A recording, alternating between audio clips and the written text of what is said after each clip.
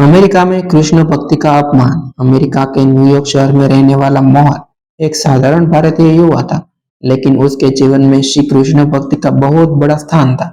वह रोज सुबह उठकर श्री कृष्ण का नाम लेता, घर में छोटी सी पूजा करता और काम पर जाने से पहले कुछ मिनट श्री भगवान के सामने बैठकर अपने मन की बात करता था।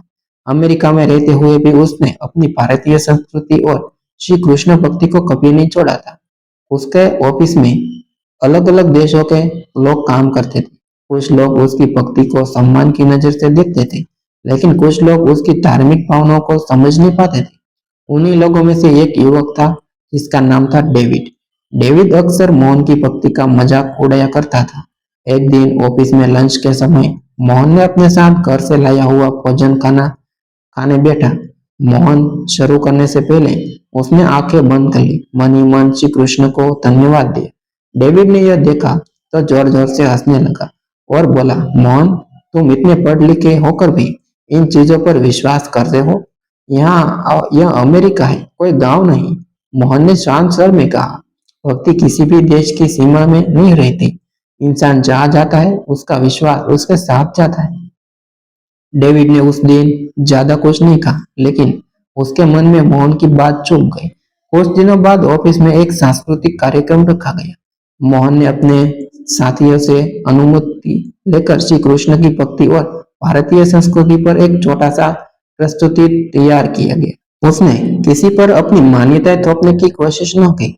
वह केवल यह बात बताना चाहता था, श्री कृष्ण की शिक्षाएं इंसान को सत्य, धैर्य, कर्म और करुणा का रास्ता दिखाती है। कार्यक्रम के दिन मोहन ने मंच पर खड़े होकर कहा, श्री कृष्ण ने हमें यह नहीं सिखाया कि किसी दूसरे के विश्वास का अपमान करें। उन्होंने हमें सिखाया है कि अपना कर्म ईमानदारी से करो और कठिन समय में अपने मन को स्थिर रखो। कई लोगों ने तालियां बजाई, लेकिन डेविड को यह बात पसंद नहीं आया। कार्यक्रम खत्म होने के बाद उसने मोहन के पूजा से छोटे से चित्र को देखकर व्यंग किया और कुछ अपमानजनक शब्द किए। मोहन के चेहरे पर दुख साफ दिखाई दिया, लेकिन उसने गुस्सा नहीं किया। उसने केवल इतना कहा, डेविड, मेरे भगवान का अपमान करके तुम मुझे छोटा नहीं कर सकते। अगर मेरी भक्ति सच्ची है तो मुझे तुम्हारे प्रति सम्मान रखना होगा। डेविड हंसते हुए वहां से चला गया। उस रात मोहन घर पहुंचा तो बहुत दुखी था। उसने कृष्ण की मूर्ति के सामने बैठकर कहा, हे कृष्ण, मैं किसी से लड़ना नहीं चाहता, लेकिन जब मेरी आस्था का मजाक बनाया जाता है तो मन दुखी हो जाता है। मुझे इतना धैर्य देना कि मैं अपने संस्कार न भूलूं। अगले दिन सुबह मोहन को खबर मिली कि डेविड की मां अचानक गंभीर रूप से बीमार हो गई और वो अस्पताल में भर्ती है। डेविड परेशान होकर अस्पताल के बाहर बैठा था। उसके पास परिवार का कोई सदस्य नहीं था, क्योंकि उसके रिश्तेदार दूसरे शहर में रहते थे। मोहन को जब यह पता चला तो वह बिना देर के अस्पताल पहुंच गया। डेविड ने उसे देखा तो हैरान रह गया। उसने पूछा, तुम यहाँ क्यों आई हो?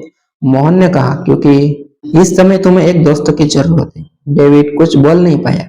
मोहन ने अस्पताल की जरूरी प्रक्रिया में उसकी मदद की और कई घंटे उसके साथ बैठा रहा। डेविड की मां की हालत धीरे धीरे बेहतर होने लगी। उस रात डेविड ने मोहन से कहा, मैंने तुम्हारी भक्ति का मजाक उड़ाया था, तुम्हारी भावनाओं को चोट पहुंचाया था, फिर भी तुम मेरी मदद करने के लिए यहाँ क्यों आए? मोहन ने मुस्कुराया और बोला, क्योंकि मेरी भक्ति मुझे नफरत करना नहीं सिखाती। अगर मैं तुम्हारी गलती का जवाब उसी नफरत से दे दूं तो मेरी भक्ति का कोई अर्थ नहीं रहेगा। डेविड की आंखें नर्म हो गई। उसने सिर झुकाकर कहा, मुझे माफ कर दो, मुझे तुम्हारे विश्वास का सम्मान करना चाहिए था। मोहन ने कहा, माफी मांगने की जरूरत नहीं है, बस आगे से किसी आस्था का मजाक मत उड़ाना। कुछ सप्ताह बाद ऑफिस में फिर एक कार्यक्रम हुआ।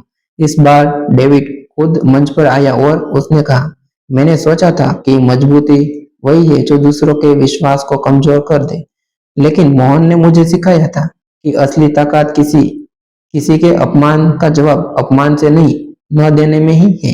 फिर उसने मोहन से सबके सामने माफी मांगी।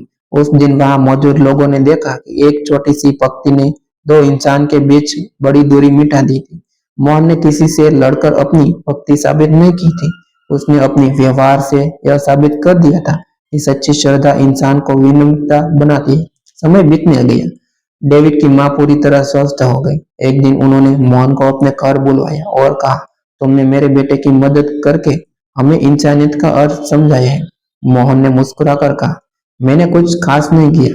मेरे कृष्ण ने मुझे यही सिखाया है कि जब किसी के जीवन में अंधेरा छा जाए तो जितना हो सके उतनी रोशनी बनो। उस दिन डेविड ने मोहन से श्री कृष्ण की शिक्षा के बारे में पूछा।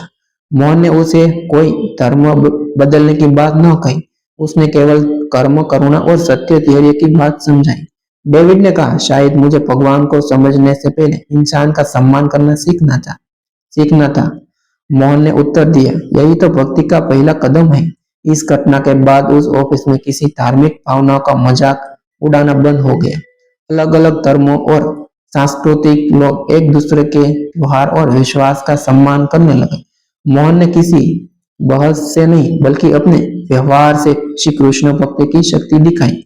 इस कहानी का संदेश यही है कि अपना आस्था पर गर्व करना अच्छी बात है, लेकिन किसी दूसरे की आस्था का अपमान करना भक्ति नहीं है। सच्ची भक्ति इंसान के भीतर अहंकार नहीं बल्कि प्रेम, धैर्य और करुणा पैदा करती है। जब कोई हमारे विश्वास का अपमान करे तब गुस्से से जवाब देना आसान होता है, लेकिन सम्मान और संयम के साथ जवाब देना ही असली शक्ति है। श्री कृष्ण की शिक्षा का सार यही है कि इंसान अपने कर्मों से पहचाना जाता है। इसलिए जीवन में चाहे कितनी भी कठिन परिस्थिति आ जाए, अपने संस्कार मत छोड़िए, किसी के विश्वास का अपमान मत कीजिए और जहाँ संभव हो वहाँ इंसान का साथ दीजिए, क्योंकि कभी कभी हमारे एक छोटी सी इच्छाएं अच्छाई किसी दूसरे इंसान की पूरी सोच बदल सकती है। दोस्तों, यह घटना सत्य घटना पर काल्पनिक रचना है। इसमें प्रयुक्त सभी नाम, पात्र, घटनाएं केवल मनोरंजन से उद्देश्य लिखी गई। इसका किसी भी वास्तविक व्यक्ति, स्थान या घटना से कोई संबंध नहीं है। यदि किसी से समानता पाई जाए तो वह केवल एक संयोग होगा। ऐसे नई वीडियो सुनने और देखने के लिए आप हमारे चैनल को सब्सक्राइब करें। अगर आपको हमारे वीडियो थोड़े से भी अच्छे लगते हैं तो हमें सब्सक्राइब करके हमें प्रोत्साहन करें। धन्यवाद।